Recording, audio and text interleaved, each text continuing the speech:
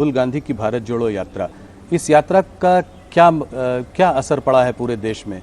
क्या इससे राहुल जी की छवि में कोई अंतर पड़ा है? राहुल जी भारत जोड़ो की बात कर रहे हैं, उनका एक ये रहा है कि नफरत के बाजार में हमें एक मोहब्बत की दुकान खोलनी है। तो सीधा सीधा निशाना आप लोगों पर है, ये कह कर कि आप लोग नफरत फैला रहे हैं। आप इसके बारे में क्या कहें? 1947 से क्या कर रहे हैं लोग? इस देश में जाति के आधार पर, मत और मजहब के आधार पर, क्षेत्र और भाषा के आधार पर ये विभाजन तो कांग्रेस की ही देन है। तो जो उन्हें विरासत में मिला है वही तो देश को दे रहे हैं, उन लोगों ने तो वही किया है, तो स्वाभाविक रूप से वही काम कर रहे हैं। देखिए, राहुल जी जो हैं अपनी नकारात्मकता को छोड़ते ना तो उसका लाभ कांग्रेस को मिलता है, लेकिन नकारात्मकता उनकी सारी उपलब्धियों पे पानी फेर देती है। तो आपको लगता नहीं है कि भारत जोड़ो यात्रा का कुछ प्रदेशों पे कोई असर रहा है? जैसे कर्नाटका हो गया, हरियाणा हो गया, इन सब प्रदेशों पे कोई? देखिए, किसी भी कार्यक्रम में भीड़ की उपस्थिति से आप उसकी सफलता को नहीं मान सकते। कॉमन मैन ने उसको किस रूप में लिया है, इसके अलावा और कितनी दूर तक, कितनी देर तक उसका इम्पैक्ट होगा, ये भी उस पर निर्भर करता है।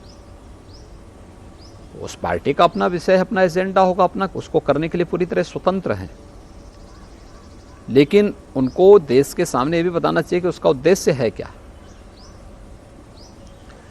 अयोध्या में राम मंदिर का काम अब करीब करीब पूरा होने वाला है, तो अब अगला काशी और मथुरा को आप कैसे देखते हैं? मैं इसलिए सवाल पूछ रहा हूं क्योंकि अब ये सरकार यहाँ और 4 साल है, तो काशी मथुरा का आपकी सरकार का क्या रवैया रहेगा? देखिए, काशी में आप देख रहे हैं, काशी में काशी विश्वनाथ धाम बन गया है जी। आज काशी एक नए कलेवर के रूप में पूरी दुनिया के आकर्षण का केंद्र बनी हुई है, और आदरणीय प्रधानमंत्री जी स्वयं काशी से देश की संसद में प्रतिनिधित्व करते हैं। जी। मथुरा में ब्रज तीर्थ विकास परिषद विकास के कार्यक्रमों को तेजी के साथ आगे बढ़ा रही है, तो वहाँ की आध्यात्मिक और सांस्कृतिक विरासत का संरक्षण करते हुए उसके भौतिक विकास के लिए सभी प्रकार के कार्यक्रम सरकार चला रही है, और केवल उन्हीं स्थलों के लिए नहीं है।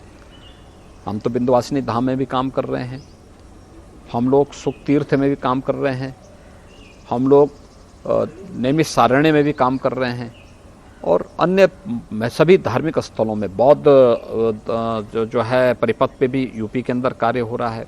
महर्षि वाल्मीकि के लालापुर में भी काम हो रहा है, संत तुलसीदास जी के राजापुर में भी हमारे कार्यक्रम चल रहे हैं। ये सभी हर जगह के समग्र विकास के लिए कार्यक्रम। तो आपको लगता है कि यहाँ पे भी जल्दी ही कार्य जो है कंक्लूड होगा, आपके इस कार्यकाल में ये बात आगे बढ़ेगी? देखिए, सभी काम अच्छे ढंग से आगे बढ़ रहे हैं, और जन भावनाओं का सम्मान करते हुए, आस्था का सम्मान करते हुए इसे आगे बढ़ाया जा रहा है। एक सवाल मैं और आपसे पूछना चाह रहा हूँ, ये इसलिए भी ज़रूरी है क्योंकि आप जो है खुद भी फिल्म इंडस्ट्री को यूपी में लाना चाह रहे हैं, और आप इस बारे में काफ़ी सालों से बात कर रहे हैं। सुनील शेट्टी जी ने आपसे मुंबई में ये सवाल रखा भी था, ये एक बॉयकॉट कल्चर का सवाल।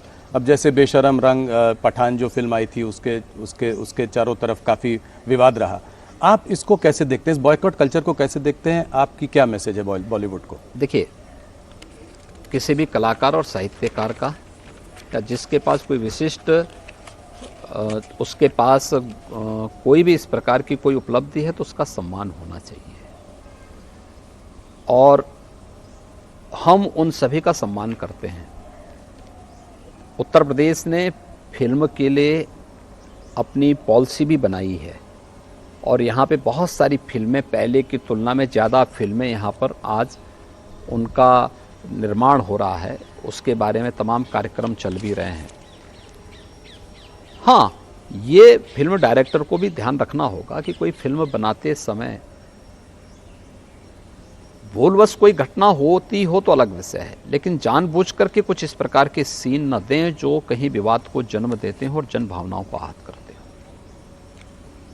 नहीं, सही बात। एक और मुद्दा है जो कि जिस पर आपसे मैं सवाल पूछना चाह रहा था, सीधा सवाल है मेरा।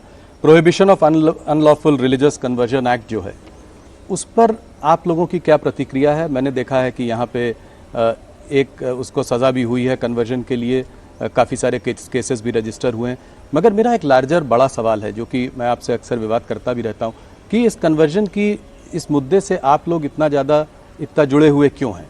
ये तो रिलीजियस प्रैक्टिस हम चाहे जो रिलीजन को प्रैक्टिस करना चाहें हम कर सकते हैं, तो ये कन्वर्जन का मुद्दा जो है इतना अहम क्यों? हर व्यक्ति को अपने अनुसार अपनी उपासना विधि चुनने का अधिकार है जी। इसमें किसी प्रकार का कोई बंधन भी नहीं है, लेकिन लोभ से, लालच से, छल छद्म से ये करने का किसी को अधिकार नहीं है।